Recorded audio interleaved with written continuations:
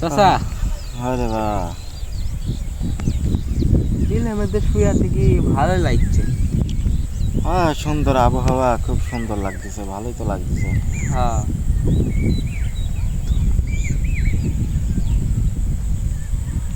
তবে চাচা হ্যাঁ, আমার একটা প্রশ্ন আছে বুঝলেন, প্রশ্ন? এই কিছুতেই আমার মাথা ঢুকতেছে না। কি ঢুকতেছে না?